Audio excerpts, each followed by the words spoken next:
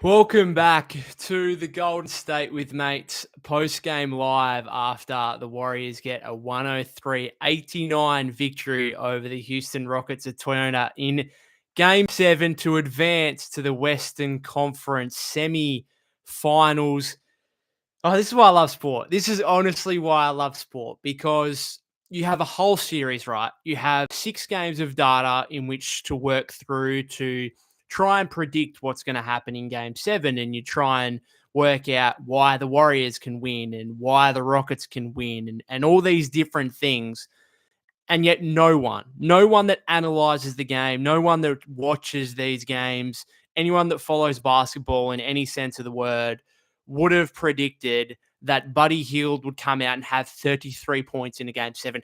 Just the most shocking individual performance that I can remember. And I know short term, okay, I'm sure there's other shocking performances, recently in these playoffs or whatever else, but I can't get over it. I'm sitting here 45 minutes after the game ended, and I just can't get over the fact Buddy Hield just had 33 points in a game 7 on the road to lead the Golden State Warriors to victory.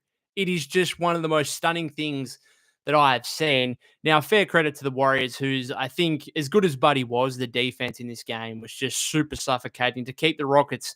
I mean, they kept them to 89 points, but the Rockets, they benefited from the Warriors, who kind of stopped playing defense in the last couple of minutes there. Really, they had, less than 80 points with a couple of minutes to go. Just a masterful defensive performance from Golden State. I think we need to give Steve Kerr a lot of credit for basically just saying, all right, we're going zone. You guys are going to have to try and figure that out. But within that zone, we're also going to play Draymond on Alperen Şengün straight up, and we're not going to help. And we're going to say, all right, your young star, 22 years old or whatever he is. Yes, he's a great young talent, but game 7, is he going to be able to stand up to the best defensive player in the world? And he shot 9 of 23 from the floor, right? Jalen Green, again, a no-show. Dylan Brooks didn't do a whole lot. Van Vliet finally cooled off a little bit after 3 straight games. So full credit to the Warrior defense, full credit to Steve Kerr, full credit to Draymond, who I've been somewhat critical of over this series outside of his obviously big clutch stop on Şengün in game 4.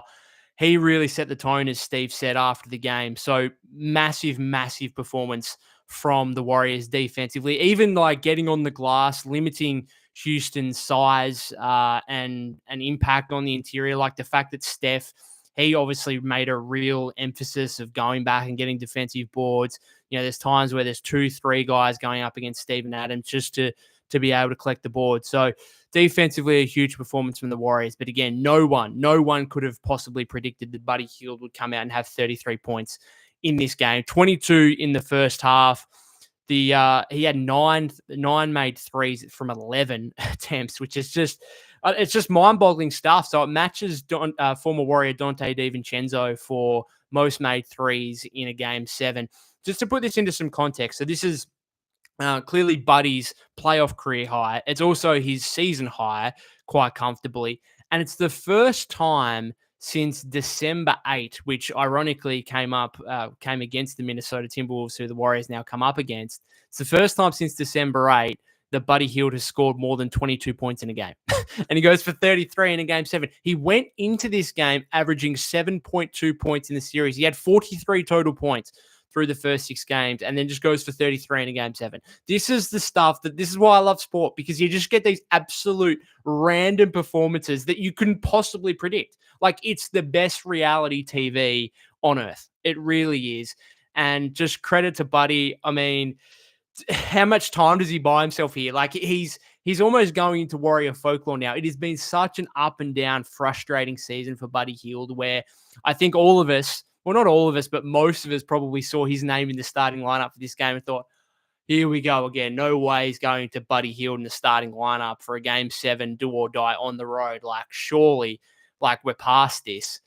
And he comes out and has 33 points. It's just, I don't know, the faith that Steve Kerr has in this guy is far greater than I think any Warrior fan would possibly have based on what we've seen throughout the course of this season. And yet the faith in Buddy Hield has been ultimately rewarded with this performance today in a game that it's stunning. It is genuinely shocking that Buddy Hield would have this type of performance in this environment in a do or die game 7. It's quite unbelievable. I'm going to get into your guys' comments here because there's a lot to go through. The Warriors, again, winning 103-89, defensively so good. Offensively, only 3 points from the bench, which came from Loon. We saw some Looney minutes. We saw some brief Kuminga minutes in each of the first and second halves, but I think it was, 7 minutes total. So, man, just a wild game. Warriors are up by 12 at halftime thanks to Buddy. They were up by 15 early in the third quarter. The Rockets, Amen Thompson, man, shout out to that guy. He is going to be an absolute star for a long time in this league. If he develops a jump shot, the league is in trouble. And it's kind of a little bit sad, to be honest, to see Amen Thompson having such an impact for the Rockets and then Kuminga on the Warriors side doing absolutely nothing, it must be said, and people are going to criticize his performance, but I don't particularly blame him given the lack of playing time recently and how he's been treated by Steve over the course of the last couple of weeks here, going back to the regular season finale against the Clippers. But anyway, we'll get into your comments here, guys, because, wow, what a victory, and I'm sure we'll start to get on to Minnesota as well with this short turnaround now. The Timberwolves will host game 1 on Tuesday. So the Warriors, no real time for celebrating here, but we'll do so anyway in this post-game live. Priscilla says Steph gave Buddy his power for game 7. I think I did see someone on social media say, did Buddy and Steph switch bodies ahead of game 7? But in credit to Steph, like, he didn't have his biggest game points-wise. What did he finish with? 22. He had only 3 in the first half. So 19 points in the second half. Had some big buckets early in the fourth. The Rockets cut it to 3 there at one point late in the third quarter, and you thought, we're in a bit of trouble here. But the Warriors steadied, went on a 12-2 run, which included the first 5 points of the fourth quarter, all from Steph. So some big buckets from him late. Again, I thought his rebounding, that was the first double-double that a Warrior player had in the series with 22 and 10. He also had 7 assists. And let's be honest, like, Buddy Hield did his job, but it was all created from Steph Curry, as it always is. Like, the defense just honing so much into Steph, 2 guys going at him, and, Buddy Hield was able to take advantage of that. And full credit to Buddy, because on another day, like, we've seen him, he can, we're going into this game, what was he, 2 of 10 and 0 of 6, I think, in his last 2 games. So this is the Buddy Hield experience, but I don't think anyone thought that it could get this high and that he'd be able to produce this kind of performance in a game 7. Double March says Warriors win, but Thendix says Buddy freaking Hield almost passed out when I saw he was starting. Exactly. Like, I don't think too many fans would have been happy with that, but we're happy now. Double March says thank God we don't have to play the Rockets again. Just kind of the series kind of went as I would have expected, where the Rockets are really good, no doubt, but they do lack some experience and they clearly do lack some offensive star power. And I think the Warriors just played them really well in this game, basically saying, all right, they took them away from the 3-point line completely. Like, they were 6 of 18 from beyond the arc. And the Rockets aren't a big-time 3-point shooting team anyway. But it always meant that, like, things were so difficult for the Rockets that when the Warriors had a double-digit lead, 8, 10-point lead, whatever, it almost felt like it was way more than that, because the Rockets were never at no point, nailing a bunch of triples that could get the game, back in their hand rather quickly. So it was just a slow-paced, defensive-minded game. And as we've seen throughout this series, that's tended to favor Golden State, and it did again in this series. And I full credit to Steve, full credit to Draymond, basically saying, all right, we're going to play zone, but we're also going to play Şengün kind of straight up on Draymond, and we're not going to double Şengün. We're not going to allow him to kick out to open shooters necessarily. We're going to ask him to go one-on-one against the best defender in the world. And, Şengün goes 9 of 23 from the floor. Just an expert performance from Draymond. And full credit, like, to everyone for the Warriors defensively, including Buddy. Like, Buddy Hield played really well defensively in this game. Like, it was wild. Like, it wasn't just his offensive production. He was engaged. And I think when Buddy is getting his open looks and he's hitting some shots, it no doubt invigorates you, I think, a little bit more to play harder on the defensive end. So full credit to him. I mean, Jalen Green, again, a non-factor, and Hield was a part of that. So, yeah, just a wild Buddy Hield performance. I can't get over it. I honestly cannot get over it. FTW Clan says, was Game 7 Buddy born today? It was his first one. I mean, this is a guy who's got very little playoff experience. He played, the series last year for the 76ers went to 6 games, but I think he might have had 3 DNPs or 2 DNPs in that. He had one good game where he went for 20 points in the elimination game when the 76ers lost. Aside from that, he did absolutely nothing. So this is a guy with very little playoff experience, and to come out and play like that is just truly astonishing. Empire says this was 12-3, buddy. This was better than that. This was better than the Buddy Hield we saw at the start of the season. This was like, I mean, Buddy was, I think his best in those first few games might have been 27 or 28, and he goes for 33 in this game. So there's even another level on top of that. And I think defensively as well, he was really, really good. Logan says, Buddy Hield proved me wrong. He showed up when it mattered the most. I honestly can't get over it. It's astonishing. He had 3 more threes than the Rockets had as a team. Thai basketball fan says they might get destroyed by the Wolves with the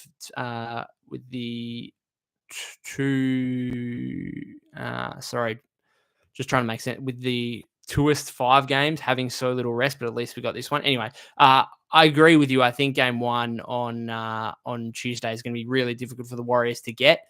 Obviously, not just the lack of rest and lack of time between this game 7 and game 1, but also I think the fact that like you have such an emotional high from this game. And yes, maybe part of it, you can roll some momentum into the series against the Timberwolves now, but I also think part of it is you go from an absolute do or die game 7, high emotion, with the win to, okay, now we go back to a game 1 where we can try some things out again where it's not completely do or die. Obviously, it's a playoff game. You want to win every playoff game you're a part of.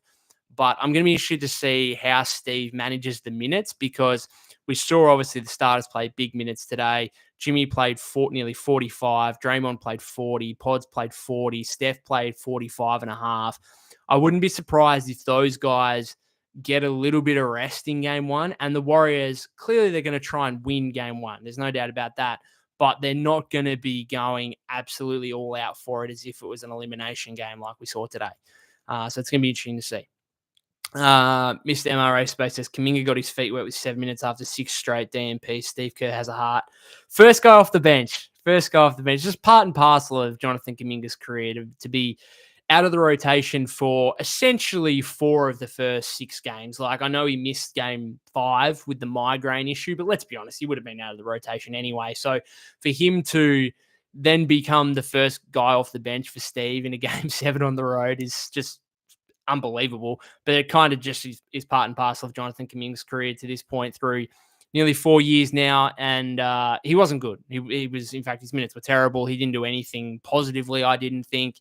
He had a really sloppy turnover in the first half. He missed a 3 really bad. In fact, the one good move he did make was in the first half where he kind of went up and under Adams, pump fake, up and under. It was a great move. Good drive to the basket. Pump fakes Adams, gets under him, and then just blows a layup, and then blows the putback attempt, right? And I was there watching thinking, well, that's a good move. He just missed the bunny layup at the end of it. But aside from that, missed the 3 in the second half, that costly turnover. Adams got an offensive rebound over him in that third quarter as well, where Smith missed a 3. Adams got an O-board over Kuminga and then kicked it back out to Smith, who hit a 3. And that was kind of a big play. I think that was the one that cut the Warriors lead to 3. And it was like, okay. And then JK was out again quickly after that. So he did absolutely nothing in this game. From a positive note, he was a -4 in his 7 minutes 22. He had 1 rebound, which was the putback attempt on his initial missed layup. He had 1 steal, 1 turnover.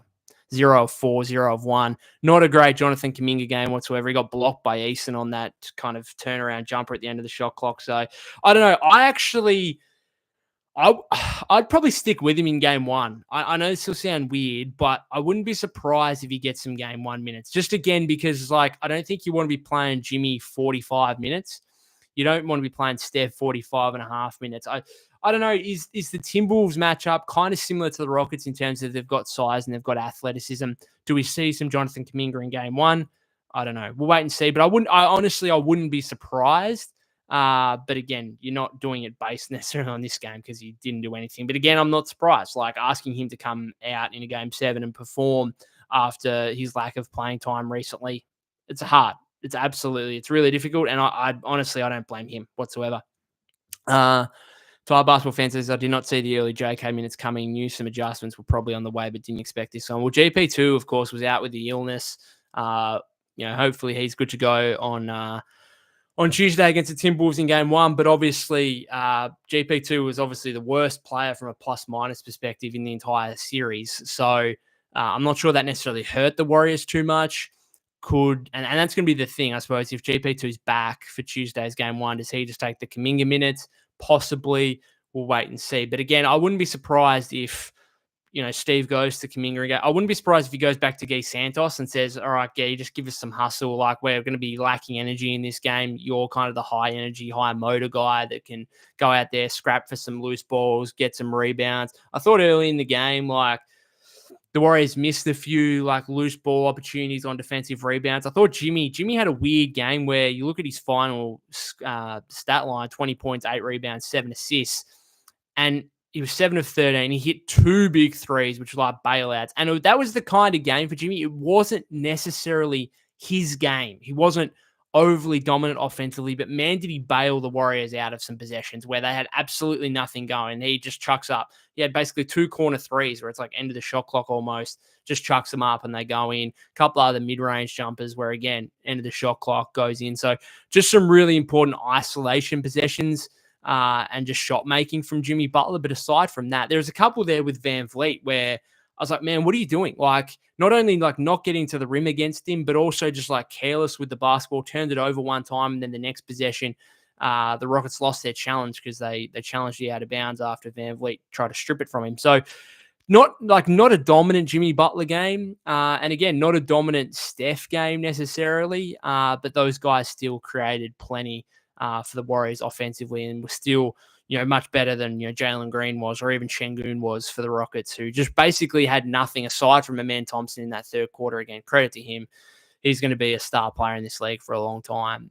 And I think plays the game generally the right way. I think some Warrior fans will probably be a little bit frustrated still with maybe what happened earlier in this series with Jimmy in game 2. But I love Amen Thompson as a player. And I think if you're going to take one Rockets player out of this series, it's definitely him. Şengün was okay throughout this series, but he wasn't overly efficient, I don't think, necessarily. And I think when it came down to it, Draymond gave him some trouble. And a lot of the shots that he was taking were probably deeper than he would have liked, and I think that one at the end of game 4 probably typified that more than anything. And to be so inefficient in this game for a big man who lives around the basket, 9 of 23, he's a very good player, don't get me wrong, but you have to be an absolute genuine superstar to be able to play the way he does in a winning system, if that makes sense. Again, the Rockets shoot just 18 threes in this game. If you're getting up 18 threes in a game, you're going to have to be really, really good at everything else to win. And they just weren't really. So again, full credit to the Warrior defense. Just Blow says, it's funny I said to win this, I want 20 plus from Buddy, 15 plus from Pods at work this morning. Yeah, I mean, we didn't really. I thought Pods wasn't great. He missed, him and Buddy got all the shots they could get basically. The Rockets were just saying, we're loading up on Steph and Jimmy. You guys make us pay. Buddy Hield did. Pods didn't. I mean, he had a couple of important baskets, but ultimately, he was 9 points, 4 of 12 shooting, 1 of 7 from 3. Some of those threes, the one at the end of the third quarter where the Warriors were up 8, and it's like, geez, if he could have made that and gone up 11, that would have been handy. So missed some threes that he could have made, but otherwise, again, I thought he was relatively good defensively. Kind of does a little bit of everything as he does. Had that big charge on Şengün where he got set just in time. Şengün came barreling in.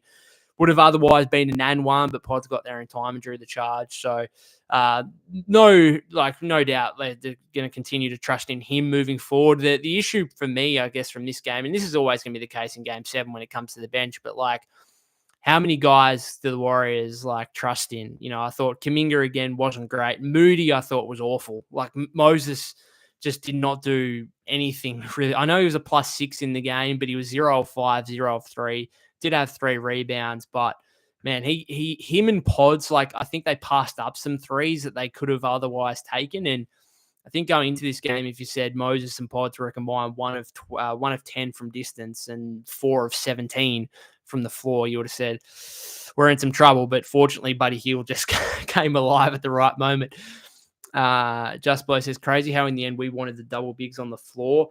Yeah, I think like at the end of the day, we just made a real conscious effort of saying, all right, well, we're going to, if you guys want to play through Şengün, we've got the best defender in the world. We're not going to allow, like, you guys are clearly lacking 3-point shooting. We're going to make sure. I just think the Warriors this is the best game that I think from the entire series, where they made a collective effort of, all right, we've all got a rebound. We've all got a group rebound. And that's what it takes when you're undersized. Like, I mean, man, I play social league basketball on a Tuesday and I get, so frustrated with my teammates where guys are trying to run out and transition and getting cheap buckets and whatever else, and they're not coming back to rebound the ball. And it's like, man, like a couple of the bigger guys, like we're here trying to box guys out. We need someone else to grab the rebound. And, the fact Steph was able to have 10, Jimmy had 8, like I think that was, really, I think typified the fact the Warriors made a concerted effort of team rebounding rather than leaving it up to, because Draymond at the end of the day, like he's got he shouldn't be the one expected to rebound the ball. Like he's got his work cut out trying to match up with Şengün and then with Adams at times. So I just think the Warriors did just such a terrific job defensively. Tired basketball fan says, some people will try to say Steph didn't play well. Playing defense and rebounding exactly what you should still be doing, making an effort to do that even when your shot isn't falling and the shot will come. Absolutely. Like this was like not a great Steph game from a scoring standpoint, but I thought everything else he did terrifically. Like again, defensively, picked right on that one. Was it third or fourth quarter, or whatever, where Brooks drove and he picked right and got an offensive charge there. Again, giving the ball up and just, again, all Buddy Hield's open shots, basically majority of them came from Steph. And they weren't necessarily assisted by Steph, but it's him, getting double teamed, getting the ball out of his hands, getting it to Pods or Draymond, whoever it is. And then, Buddy's on the weak side or whatever else, and he's wide open. And Buddy Hield, cashed out in this game, 9 of 11 from 3, one of the most stunning 3-point shooting performances you're ever likely to see. Star Basketball fan says, I was surprised they didn't manage to punish it earlier in terms of the double big lineup. Might have to do with Steph's thumb making him less aggressive, but we'll never know because he won't admit it. FTW Clan says, I love Draymond's game today. He was locked in, didn't see him bark at the refs once, and played amazing D and provided some scoring. Absolutely. Just a terrific Draymond Green game. I've been, again, critical of him throughout this series. I don't think he's been great, but he turned up and he rocked up right when the Warriors need him, as a number of guys did. But I think Draymond particularly, because he's the leader of the group defensively, if you look at the games the Warriors won throughout this series, they are winning. They won these games. They won this series based on defense. And when Draymond Green's locked in, I think he's the best defender in the world. And he showed that again today. Again, keeping Şengün to 9 of 23 shooting. But, Draymond himself offensively, 16 points, shot 8 threes, which I don't think is great. But he was aggressive, 6 rebounds, 5 assists, steal, a couple of blocks as a plus 18. Just great, a great Draymond Green game. So credit to him after not a great series through the first 6. Just Below says, same. I thought small ball spacing would destroy that concept. It kind of did today until, again, like the Warriors won this game, again, defensively, yes, but also on the 3-point line. They go 18 of 43, 41.9%. The Rockets, 6 of 18. And I think they were 4 of 15. I think they might have made 2 of their last 3 in like the last 2 minutes. So the Warriors outscore them by 36 at the 3-point line. Buddy Hield outscores them by 9 at the 3-point line himself. So that's the difference in the game in the end. FTW Clan says, Curry didn't start off hot, but he protected the ball all night and managed the game and then got going in the second half. Absolutely. Thanex says, 7 turnovers. That's how we win.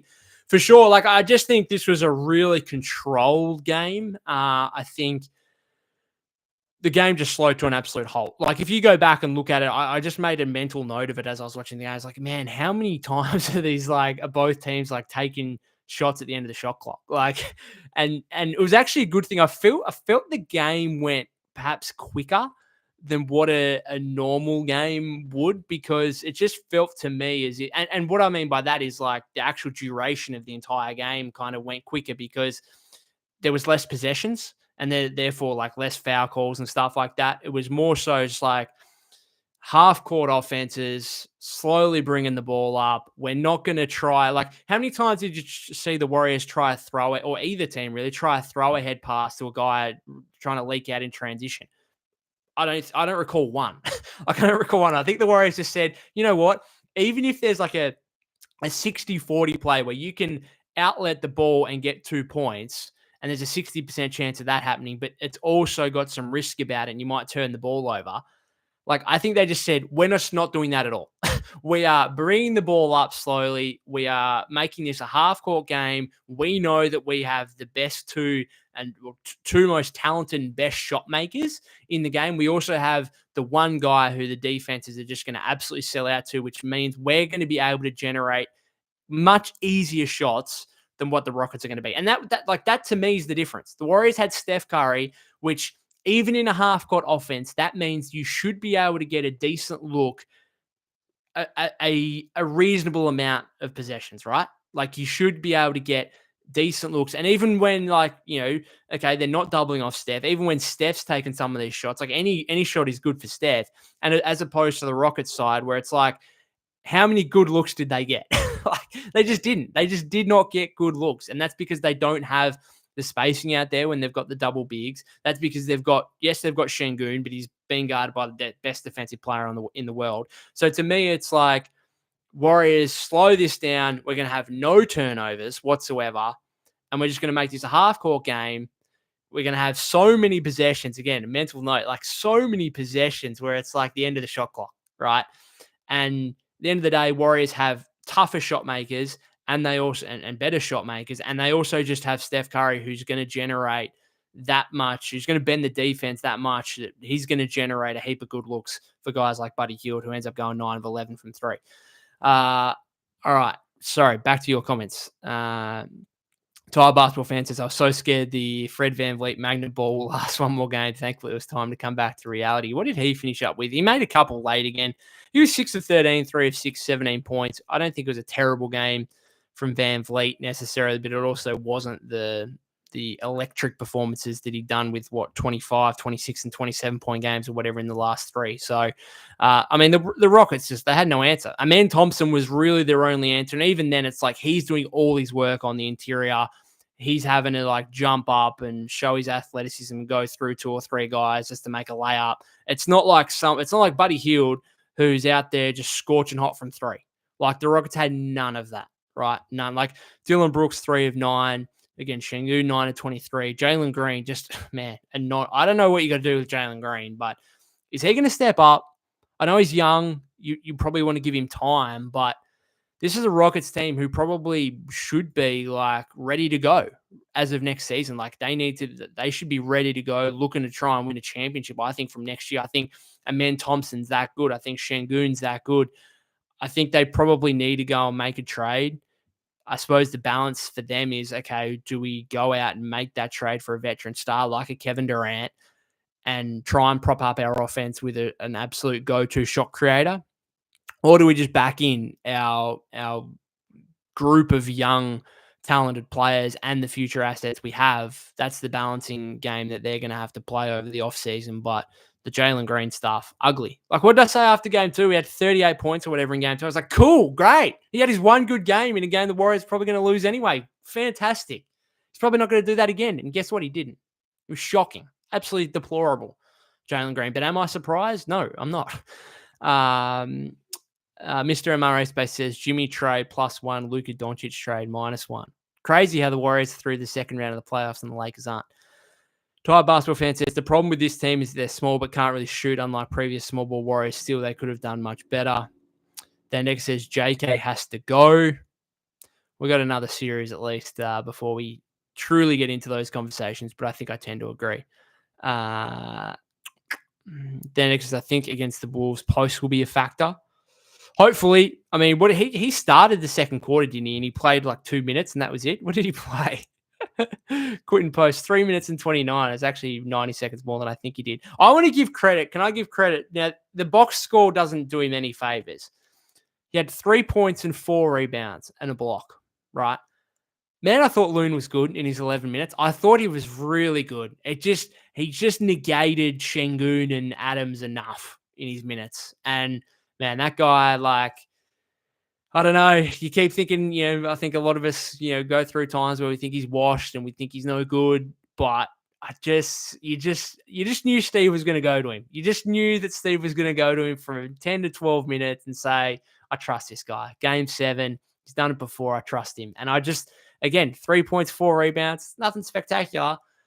It was a 0 in the game. So it wasn't as if the Warriors were a huge plus minus either with him on the floor. I just felt comfortable with Loon out there in a way that I probably didn't with Post. And I think Steve's probably the same. Like, Steve just feels a little bit more comfortable with Loon out there as opposed to Post. In saying that, I've always said I think the upside of Post and his 3-point shooting probably means that he needs to play more than Looney. And I think that might be the case early on in this Timberwolves series. But the further the series goes, and the further that Post doesn't particularly have an impact, like he kind of did in this series, didn't have necessarily great impact, obviously, over games 5 and 6. You kind of knew that Steve was going to go back to Loon. Sorry, just catching up on comments here. Max says someone post a comment so he can disagree with it. Disagree. Rebellious says he's not a star. Stop it. Delusional. Who is this in reference to? Anyway, play on. Ed Marsh says Violets can't beat talent. No more Felon Brooks. Empire says I want a Buddy trade at first, but I don't anymore. He's very inconsistent, but when he's going, he can be the best player on the team and lead a team to a win. I mean, I guess, yeah, like this game showed it. He can be the best. Like, was he the best player on the floor? I just still feel like he was definitely like the MVP, I suppose, in terms of like, you couldn't have predicted that Buddy Hield would play so much better in this game than he just generally does. Like, this is an out of the box game. So it's definitely the Buddy Hield game. But I also tend to suggest, like, Steph had 22, 10, and 7. I think it's a pretty underrated game, particularly in the second half from him. Just to, like, not force things too much, but still get going in the second half when he had to. And let's be honest, again, as I said before, like, Steph just generates so much for the Warriors offensively in terms of the easy looks for Buddy Hield. So credit to Steph, but obviously huge credit to Buddy as well. Just Blow says, what's happened to Moody's shot? Looks completely off. Robert says Moody is in a slump. Yeah. He hasn't shot the ball well for a while. It's a bit of a concern. If you go back to like the last 15 games of the regular season, not ideal. So it's going to be interesting to see how much because I actually went into this game wanting him to start over Buddy.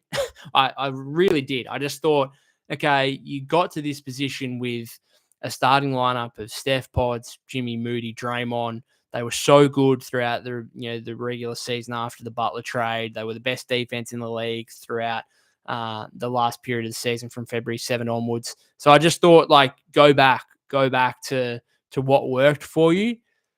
Obviously, I got it wrong. Steve got it right. Went to Buddy Hield. And I just think, like, even though the percentages would probably say they're fairly similar, there is a confidence to Buddy Hield and there's a threat to Buddy Hield that I don't think Moses has. I think opposing teams, yes, obviously the Rockets today were kind of happy for Buddy Hield to fire away from 3. I mean, at least for the first few. And then after all, they were like, oh God, it's just making everything now. But even then, like, Buddy Hield is capable of going off and now I'm not sure he is going to be going 9 of 11 from 3 again, but he's capable of like 6, 7 threes in a game. As Moses is like, has he had a 7 3-pointer game before in his NBA career? Like, he's not going to bring that for you. So I don't know, like 11 minutes he deserved like probably less than that in this game. I thought he was awful, but I'm going to be interested to see what his minutes are moving forward. I just think, like, game 1, you're going to have to balance these guys out a little bit more, where Draymond, Steph, Jimmy, they play a lot less, and that's going to bring other guys into it. Kuminga, maybe. Moody, I think most definitely. Post, most definitely. So we'll see if GP2's back. Gee might even get some minutes, so we'll wait and see. Cornelius says, if our wings could shoot like the old days, this would have been sweet playing the way they played us, daring Pods and Moody to shoot. Still probably something the Warriors need to address in the offseason is getting another knockdown shooter, right, who can take advantage of that. Just Blow says 2 of Dre's threes will bail out, so we can barely give him a pass. And they both came early, didn't they? He had like 8 points in the first few minutes. Alex says, credit to Kerr showing love and investing in Buddy throughout the year, and to have it blossom in a game 7. I think between Buddy and Kuminga, Kerr made the right choice. Yeah, I agree with that. Like, I think Steve obviously showed faith in Buddy throughout the entire season that I don't think many of us would have. And again, as you say, Alex, he does deserve some credit for showing that faith in him in a way that he hasn't for other players, particularly younger players in the past. Obviously, Buddy's a veteran now. But Steve obviously, knew throughout the season, hey, we're going to need this guy. Like, we're going to need him in potentially big moments. We need to keep him invested. We need to keep him engaged. And full credit to both of them, to Steve and to Buddy for this performance. Just Blow says, love seeing the Warriors' bodies hit the floor for those loose balls and Rockets fouling down 17 seems more accurate. Arminia says, Houston must be so sick of Warriors basketball. Yep. Yeah, it's a different era of Rockets basketball with a completely different team, but it's the same result as what we saw in 2018. Thai basketball fan says Van Vliet hit 2 threes when the game was completely over. Makes his stats look better, but it had no impact on the game. Agree with that. Just Boy says, when a man grabbed the calf, I instantly thought KD. Fingers crossed that's okay for him. Kind of hurt them a little bit because obviously he had that grabbed at the calf after he was fouled by Pods on that drive. And then early in the fourth quarter there where he was guarding Steph, and then he kind of just obviously had an issue with the calf again. He let Steph get a shot off far more uncontested than would otherwise have been. And Steph nailed it. And that was at the point where I know the Rockets got back within, was it 7 or 8 after that? But when Steph had those first 5 points in the fourth quarter, I was like, okay, here we go. Because now Steph's found a bit of a rhythm. Now he's starting to get going a little bit. So that's, again, I didn't feel comfortable at that point, but when he came out and had those first 5 points and put the lead back to 13 early in the fourth, I thought, okay, we're in a good spot here. Real good spot. Empire says, Rockets fans must be furious at Jalen Green. He had one good game this series. We gave Jalen Green too much credit, expected 2 good games for him. Yeah, I kind of wouldn't have been surprised at 2 good games, but I don't know what you do with that if you're the Rockets, because it's kind of putting a handbrake on your hopes, because I genuinely think, God, the weather's getting terrible out there. I genuinely think this team, they just finished second in the Western Conference during the regular season. Like, that's no joke, right? That's no joke. And this team, I don't like putting a ceiling on young teams. Like, if you've got a good young team, you should be going for it. Like, stop trying to wait around. I think I've been probably a little bit critical of the Thunder. Now, the Thunder might go on and win the championship, but I actually think they've had so many assets over the last couple of years. Like, I think they could have made moves to try and accelerate their timeline a little bit. Maybe you don't have to, right? But you don't know how the league works. You don't know how the NBA landscape changes, and it can change rather quickly. Right. So if you're in the window, if you have an opportunity to win, I think you should go for it as a young team within reason, right? Like, I'm not saying, go trade Şengün, Jalen Green, and all your picks and whatever else like that.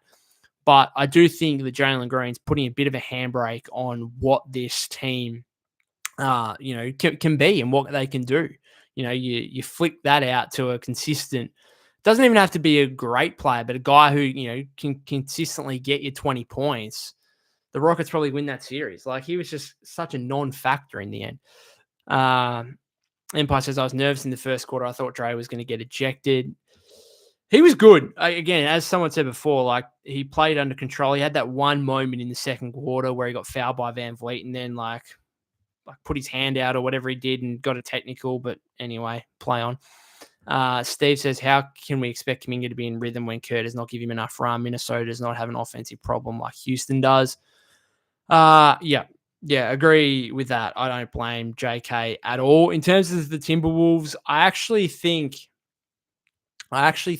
that, so they're better. They're far better offensively, but I don't think they're going to give the Warriors as much problems defensively either. It's going to be an interesting series. It's going to be interesting. I got asked before, like, what do I think about the series before I came on here? And I thought, Well, I think I don't have much faith in game one. I think Minnesota will win game one, and therefore, like the Warriors have to win 4 or 6. That's going to be difficult, but I think we're still a reasonable chance, right? Like I'm not as confident as I probably was going into this series, and this series obviously went to 7, but I think we're a chance, right? I think we're maybe the Timberwolves are slight favorites, but we can definitely win the series. George says Pods is just a role player in another team. He's too slow and can't break down anyone off the dribble. Also, no mid-range game. Had a nice pull-up baseline jumper in that second half there, but aside from that, didn't have a great game. Look, I'm not gonna overreact to one game. We've got to remember he went for 26 or whatever it was in game 4. So look, the kid's 22 years old. Plenty of time for development. Didn't play well in this game, but I'm not going to crucify him for it. Thai basketball fan also says Pods is also a role player in this team. Ideally, he might have a smaller role, but this is what we've got at this point. Yeah, I still feel comfortable. Like I know he's going to play hard. There's no question marks about that. He can impact the game in other ways, even if his shot isn't going, which I think is important on this team because I think there's too many guys who are kind of one-dimensional players, and Pods might not do anything at an absolute elite level right now. But I think he can do a bit of everything. And again, I think that's important. And I think that's why he gets so many minutes because he is a guy who can, create a little bit off the dribble, but ultimately you don't want that. He can kind of penetrate. Yes, he gets to the paint and often comes to a jump shot, a jump stop and gets himself stuck a little bit, but he can rebound. He'll take charges for you. He'll try hard on defense. He can be a catch and shoot threat. Again, 1 of 7 in this game wasn't great, but he's 38% on the season after a rough start or whatever. So look, I think he's going to be a guy that continues to play big minutes moving forward. Then says Steph almost had a triple-double, but Thai basketball fan says 4 stocks as well. I just think the way everyone bought in defensively, like if you're going to play zone and play the way the Warriors did defensively, like you're going to have everyone locked in. You're going to have everyone bought in defensively. You're going to have everyone bought in and locked into team rebound. And I just think everyone did. I just think it was a fantastic performance from the entire team. Cornelius says he had to show Buddy love. Who else can shoot from deep? That's the only thing that scares me. We got exposed. We can only go as far as the other shooters take us. We'll wait and see how the Timberwolves, I suppose, try and guard the Warriors. Just Boy says the Rockets can't give up on Green. I think he needed this. Potentially, like this could be the making of him. Young players go through rough series all the time. We always talk about like it's this could be good for Houston, right? This could be we often talk about paying your dues. As a young team, you got to lose once or twice in the playoffs before you really break through, right? That's part of the learning and the growing process. So this could be a good thing for Houston. Still think it's a very, very successful season for them. Like they've had a great year. Is this a disappointing result for them? Absolutely. But I think it's not quite their time. It's not quite their time. Might not be the Warriors' time either, but they're just trying to hang on for a couple of this push and maybe another one next season. And Houston, they've got a bit of runway here. In saying that, I don't think you should waste the runway either. I don't think you should just plod along thinking, we're going to develop. All right, we've lost in the first round this season. Now next season we might win a playoff series and we'll be happy with that. No, like I think you try and go for it when you can. Thai basketball fan also says, I think we overreact a little to young teams having some ups and downs. Look at the Wolves. Everyone was mad about the Cat trade, but Annie's 23 years old. Most greats have growing pains individually and team-wise. Absolutely. Ty also says, I don't know if they have enough for the Wolves, but I won't rule it out. He says, I'm so glad we didn't sign Jonathan Kuminga to $30 million a year. Man, I tell you what, that contract, I don't think, honestly, I don't think he'd be getting DNPs right now if that guy was on Earth. I know this sounds weird, but politics and the way things are viewed, I think, play such a role in this, where if the Warriors had signed Kuminga to 5 years, $150 million before the season started, which was, I think, reportedly on the table or whatever, and Kuminga turned it down. If he was signed to that right now, I don't think he'd be getting DNPs. I think he'd be playing because I just think you couldn't have the optics of this guy's about to enter a $150 million contract and he's not playing. Now, Jordan Poole was in a similar situation where he almost became unplayable in the playoffs in 2023 and was obviously entering a 4-year, $130 million contract or whatever. But Poole still played a little bit. His minutes got reduced, but he still played a little bit. And I suppose he was never at a point where he's going to get DMPs necessarily. But yeah, I think the optics of it, I think the Warriors are in a fortunate position, very fortunate position, obviously, that they didn't sign Kuminga to that deal. And now he's looking like a guy who he might be lucky to get $20 million a year, to be honest.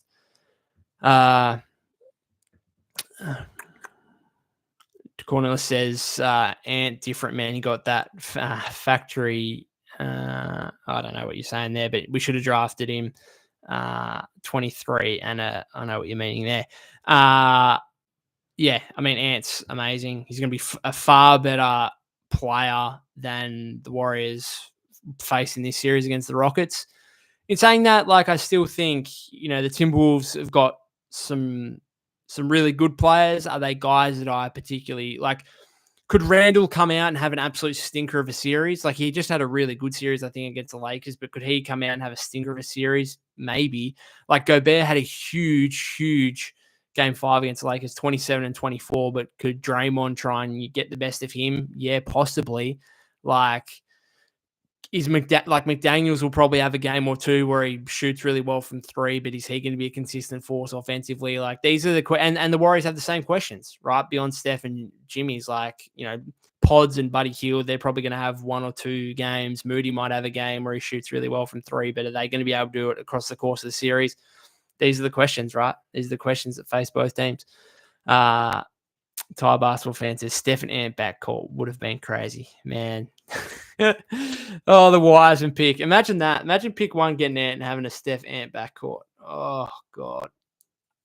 Anyway, there's no reason for us to be talking and dreaming about this when the Warriors are about to play the Timberwolves and have, as I said, a legit chance of winning this series. I'm going to finish it up there, guys. Been going for nearly 47 minutes. Buddy Hield. That's all you got to say. Buddy Hield, just an insane performance from him. 33 points, 9 of 11 from 3-point range. Absolutely wild. Thanks to those of you that have commented. Thanks to those of you that are watching on replay or listening via your podcast feed. If you haven't subscribed to the YouTube channel already, that would be greatly appreciated. Follow me at POK252. That's POK252 on X/Twitter. I might do another episode tomorrow just previewing the Timberwolves series. We'll wait and see how we go. Otherwise, of course, I'll be back for a post-game live after game 1 on Tuesday. Looking forward to that one. Not overly confident in the Warriors winning it, just based on obviously going through these emotions in the short turnaround from this game to game 1 in Minnesota. But you know what? I said after game 6 that I wasn't overly confident about this game 7 either, and the Warriors were able to pull it out. So I'll be pleasantly surprised if we can do the same again and take game 1 in Minnesota, which would obviously be huge. Thanks again, guys, for the ongoing support, and I'll see you on the next one.